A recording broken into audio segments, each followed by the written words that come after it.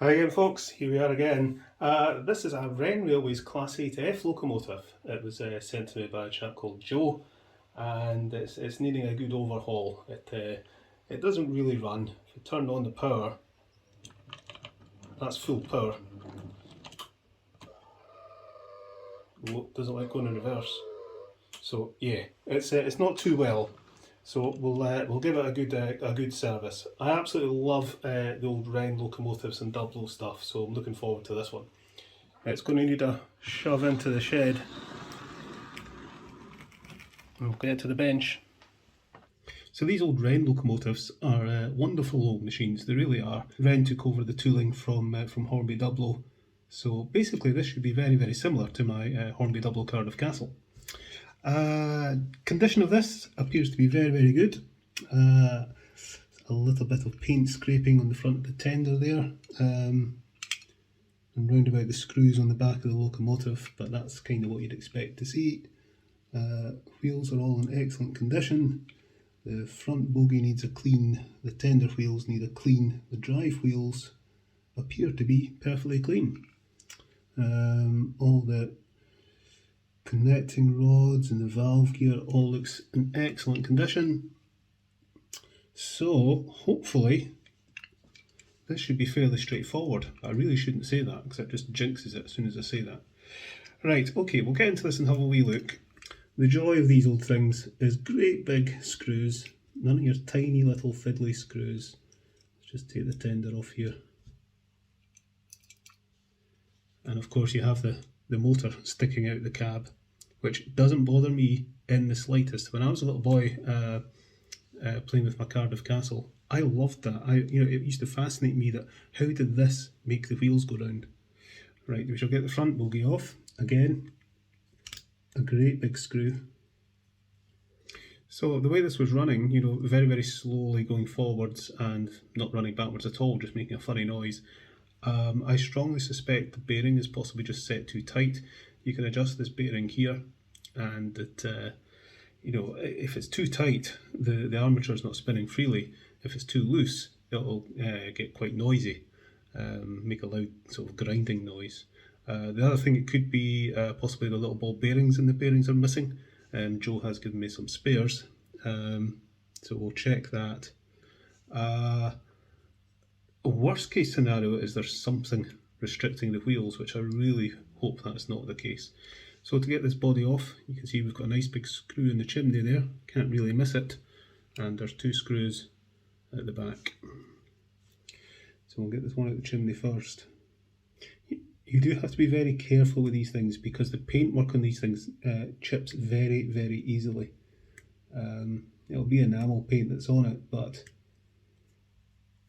a slip with a screwdriver and it can give you a nasty scrape. That's not what you want. So loosen that screw. Again, I'm being careful. That's probably why there's so many paint chips around here. It's just these screws getting undone and put back in. So that's the rear screws out. It's now going to lift off. Yep. And there we go. So inside it says G&R Wrenn Limited, type LT25, made in England. We've also got a big chunk of lead in there. I would have thought this chassis and the die-cast body would be plenty weight. And yeah, the motor is exactly the same as my Cardiff Castle motor, so it's a motor I'm very familiar with. So there's another big screw under here, and this will release the motor.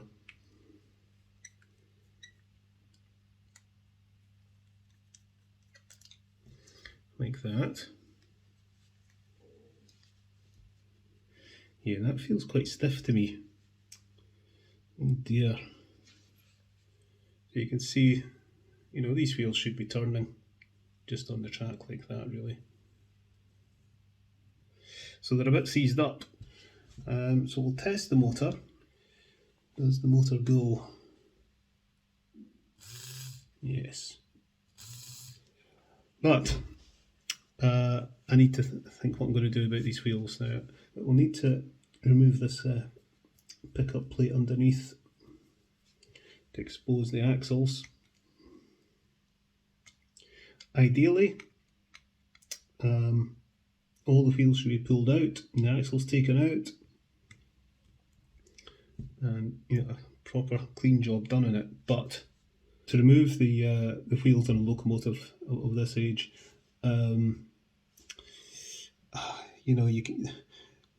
you risk damaging the splines. I'd rather not pull them. So I'm hoping I can get some contact cleaner in there and free them up. Can I get this out without desoldering?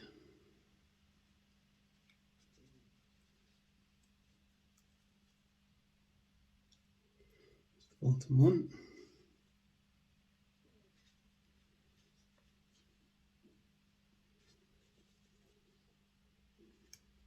There we go. Yeah, that's really stiff. So we'll give the axles a scoosh with this. Let's move that drive gear.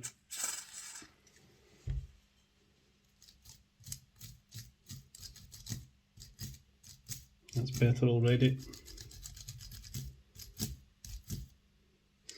Where's my manky brush?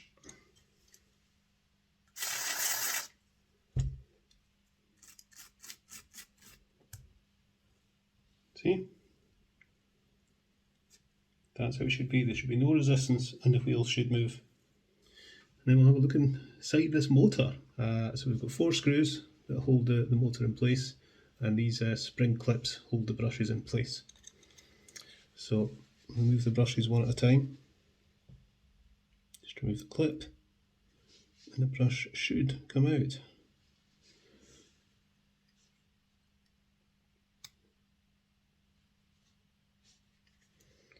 Get them some contact cleaner, and then we'll carefully undo these screws, and one of these is quite loose already. There we go. Can't quite see if there's a ball bearing in the bearing in there, but we'll have a look. Right, quite a lot of oil around the magnet there. That's not good, that shouldn't be there. And the commutator's quite dirty. So we shall pull it out. It should just come out like that.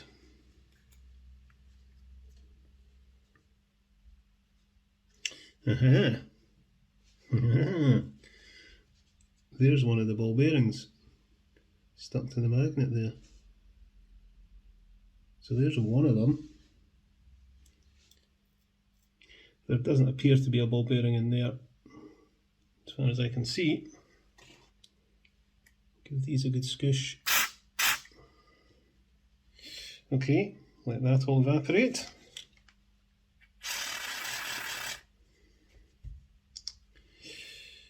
And then we shall clean the commutator. So it's teacup time.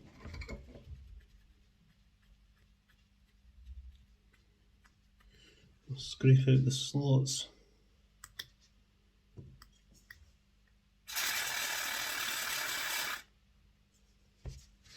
So we'll remagnetise the magnet. Just make sure north is the right way, so that's north. So it wants to go in here. I'm just going to take this bearing out the back so I can have a look inside it and see if the ball bearing's in there, because I can't quite see. Nope, no bearing in there, that's fine. So we shall put a little bit of moly grease in there. Joe has given me some new bearings, and pop it in.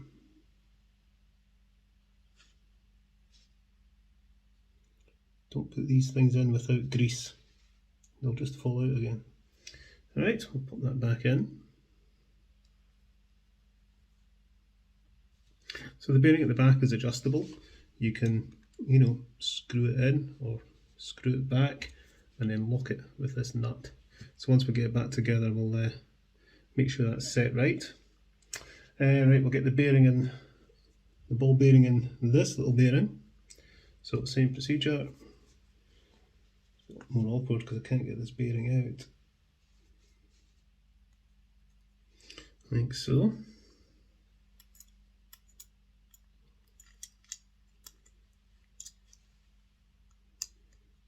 There we go, it'll sit in there.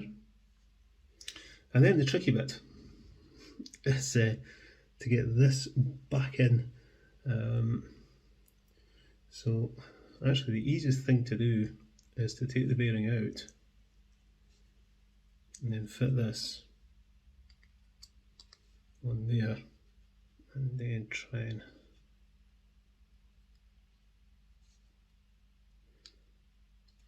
get it in place.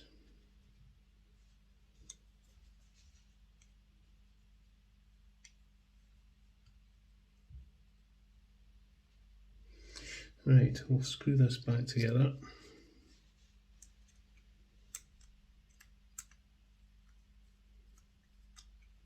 Let's put the brushes back.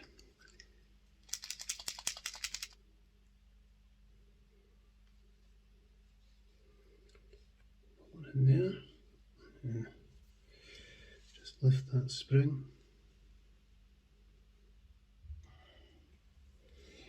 This can be fiddly because I want to hold that screw in place and turn the nut.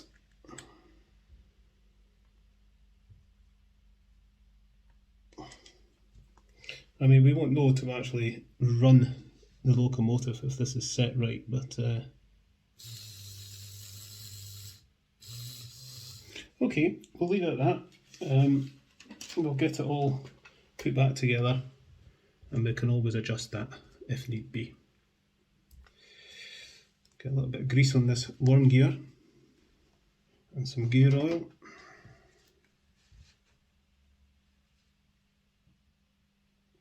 And that is ready to go back into the chassis. Now then, this will all evaporated off and well, it's still pretty free, so that's good. So we shall get some fresh lubricant into the axles and a few spots on the linkages. Right, we need to feed this pickup back through, like so. Right, so fed the pickup and its wire through, and it's then going to have to get threaded through that. Let's go behind that wheel, that'll want to go behind that wheel.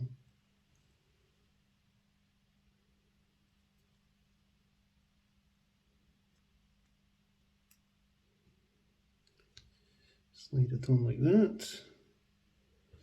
Looks okay. Just make sure those pickups are in contact with the wheels, they appear to be. And then we can get this motor back in position.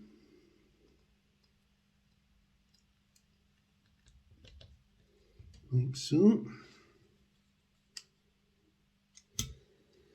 Right. Okay, it's on the test track. Switch it on.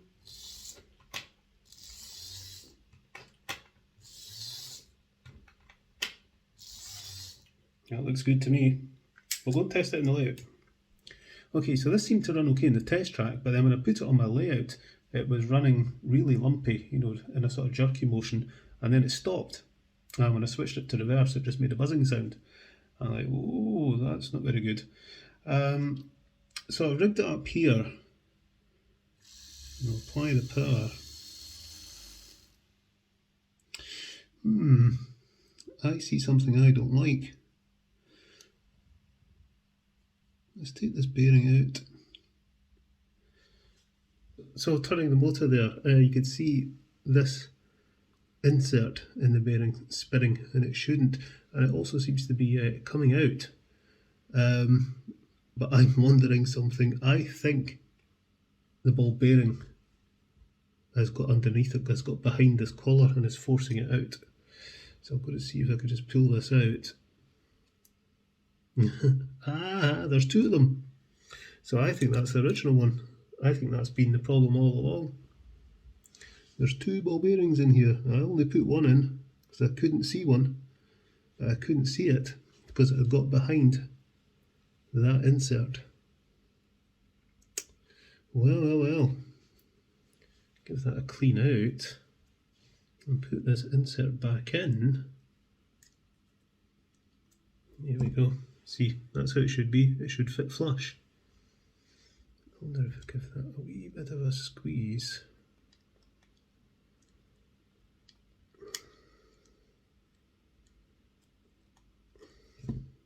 That should keep that. Pop one of these bearings back in.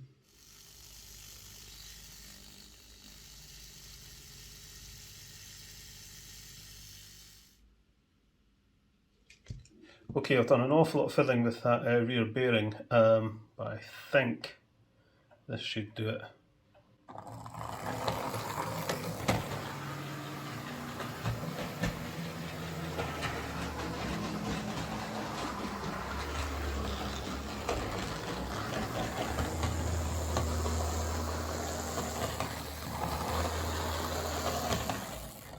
It's maybe as good as I can get it. Okay, so I've spent a fair bit of time off camera with this, messing about with this bearing and trying to get this to run as smoothly as possible. And I don't think it'll get any better now, so I'm just going to go with it as it is.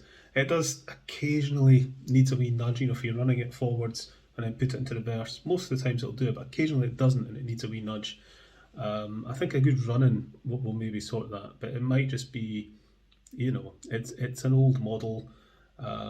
And the way they designed these things was high quality but a little bit crude in the design. So we'll go with it. So we'll get a bit of oil in the bearing now. There's a little felt oil reserve in there.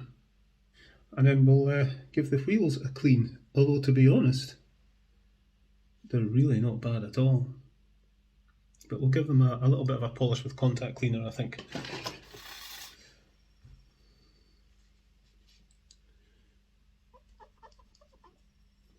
So I spot a T-cut on these wheels just to get the crap off them.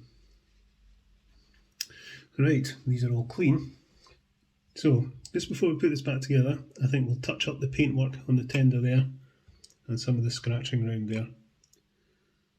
So I'm just covering that entire thing. It's been quite badly chipped.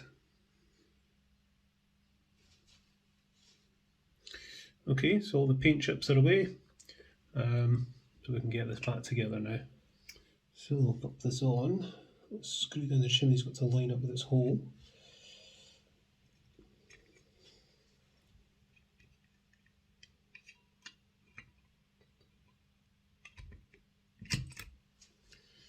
Screw these in, but I'm not going to tighten them up until we get the chimney screw one done.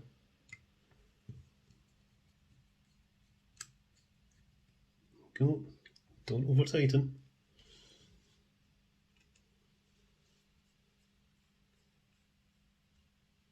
So I think we're done. We'll get this to the layout and see how it goes. Okay then, let's bring this out.